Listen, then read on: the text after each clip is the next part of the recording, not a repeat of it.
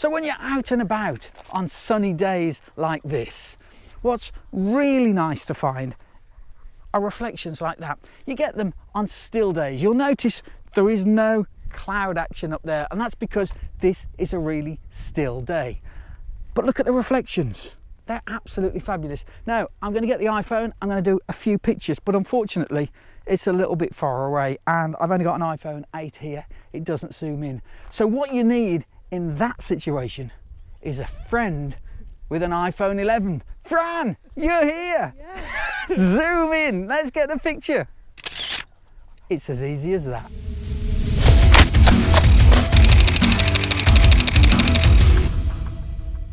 And here's the picture I took with my iPhone. Lovely reflections, but a bit far away. And now for Fran's picture. Zoomed in on the iPhone 11, much, much better. Let's edit it into a black and white. And the monochrome really helps this picture. You can really see those trees reflected in the water. I'm really pleased with that. So let's have a look at what I would have got from my iPhone if I'd have edited into black and white. That's what it would have looked like, and cropped in, it would have looked something like that. I can't get quite as close as we could with Fran's camera, but still an acceptable image if that's the only camera you have with you. Now that was a nice picture, but it wasn't the picture of the day. We're going to continue the walk now with only the dog leading the way through the daffodils along Myler Creek. And pretty soon we come to this lovely scene with a farm gate. Now here's a pretty British coastal scene that's got a bit of everything. We've got an old rustic farm gate. We've got a few flowers in the foreground and the ivy creeping in over the gate while the tide ebbs away in the creek beyond. So let's have a look at what it looks like in black and white. And that's a really nice scene. I'm happy with that picture. And on another day, it would be my picture of the day. But not today, because we carry on with the walk to see what else we can find. Enjoying the walk, and I soon spot something that's definitely worth a photograph. What we've got here is a classic example of a frame within a frame. What photographers like to do when they're doing landscape work sometimes is use something, and in this case it's the trees, to make a frame around the actual image. In this case, it's that boat. Frame within a frame. Always worth remembering that one. And there's the image, with the trees framing across the top, and in black and white. There, actually, I think I prefer it in colour. Yeah, that's better. And a little further along the creek, and I see this pretty little scene, a fishing boat going along the creek, and I've used the white hawthorn flowers and the trees at the bottom of the picture to make a half frame within a frame. Now here's a picture, look, I'm just walking on my way back to the car, and I walk around the corner and I see this. Wow, how fantastic is that? These are polytunnels. These are what farmers put on the land to sort of force plants to grow a little bit quicker. They're like mini greenhouses, if you like. It's just plastic.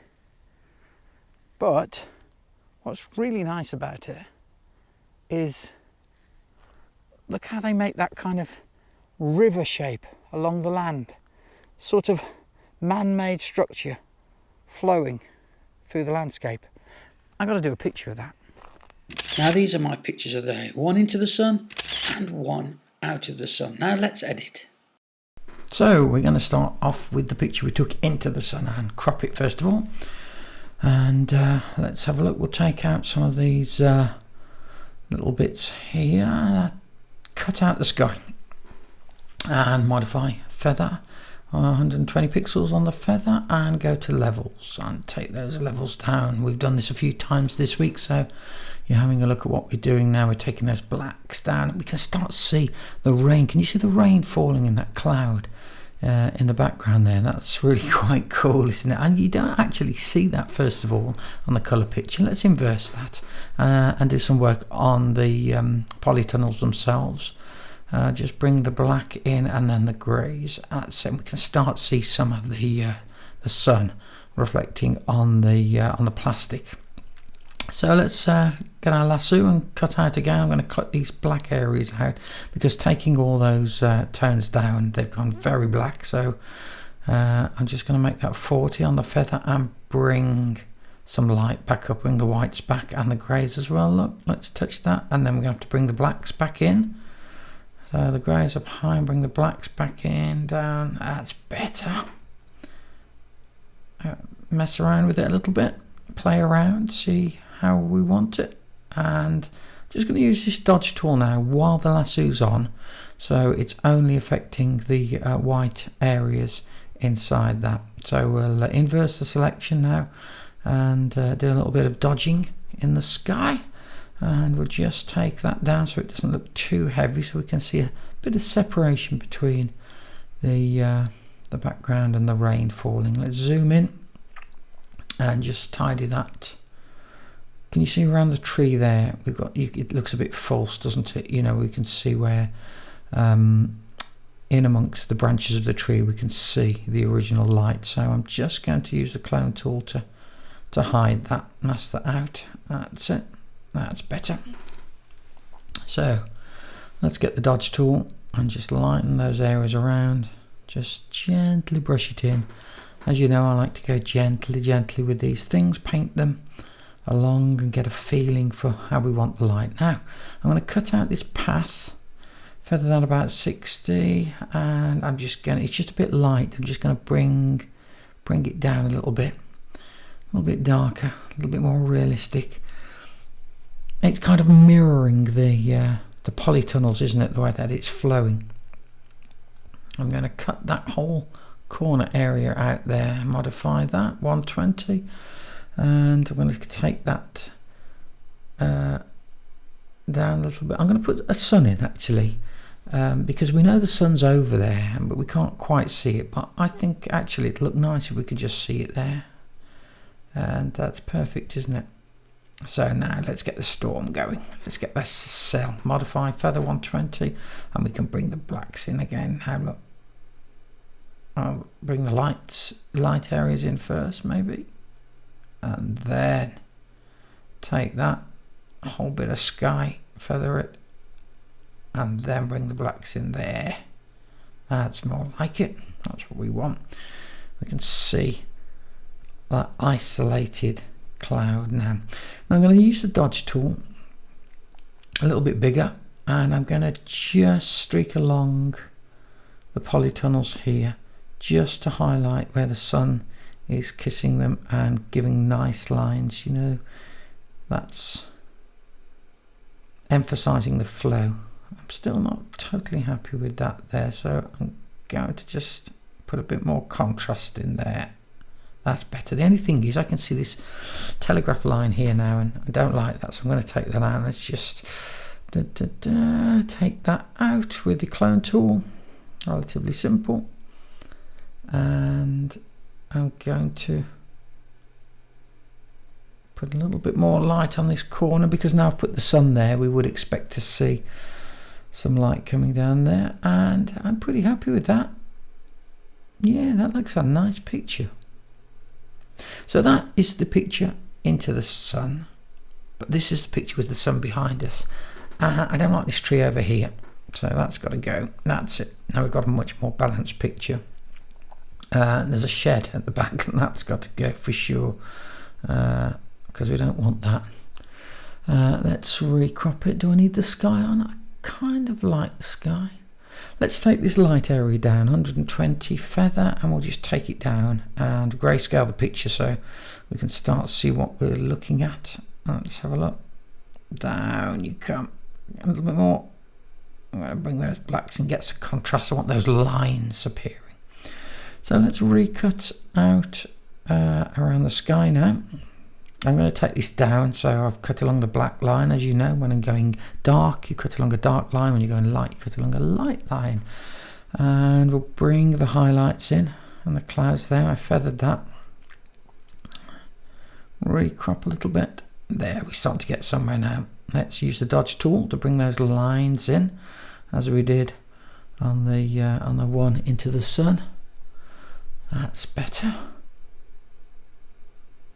Yeah, just nice and gently bring the lines in, and now I'm using the burning in tool to burn in the shade, dark lines now. Can you see how we're creating those lines going off into the distance? It's really flowing, isn't it? So let's cut out that storm cell, the dark area there, feather it 120, and that's it. You can see the rain falling. Can you see it in the distance now? You can really see that. I'm going to try and put some detail back into this shadow area here. Cut it out, put it up. There you can see the break in the hedge now. Look, same on that side. Put it right the way up. Oh, it looks a bit false. We're going to have to take that down a little bit, just because the highlighted area is just a bit too white. Now let's cut out the blue part of the sky. Feather that 120, and we can take that down. That's it, red filter territory. You know, when the red filters make it go really dark, really black. And that's a little bit better, isn't it? I like that. I don't think I'm going to do too much more to that. I think that's my picture. And that is my picture of the day. I like that one, with that storm cell in the background and the plastic flowing. Okay, so I'm at the end of the walk, and I thought I'd do a little postscript debrief so that everybody can learn from my mistakes, because it's a fantastic 7-mile walk around this loop, around Myler Creek and Restaurant Creek, and absolutely beautiful. And I stopped a few times to do a little bit of filming and get the microphone out of my pocket. The pocket, which also had this in it, my car keys. And you know what I'm going to say, don't you? Of course, on the very first location, we were filming those reflections off in the distance, and Fran was very good to get the iPhone 11 out so we could zoom in and get those reflections. Well, as I did that little piece of camera, I took the microphone too quickly out of my pocket and out flipped the car key. Only at the end of the walk did I find that I'd not got the car key.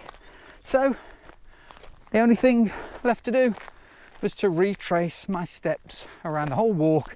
And of course, that little bit of filming that we did was at the very start, when we were looking down from the top of the hill, down on the water to get the reflections.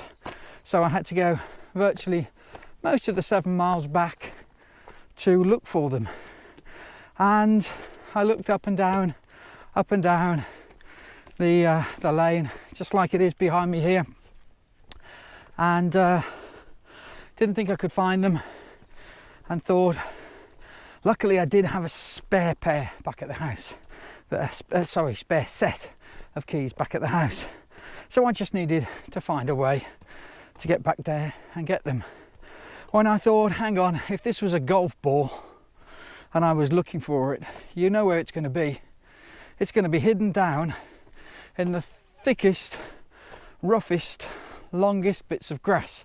So I decided, instead of looking on the tarmac area here, I would start looking here in these long tufts of grass.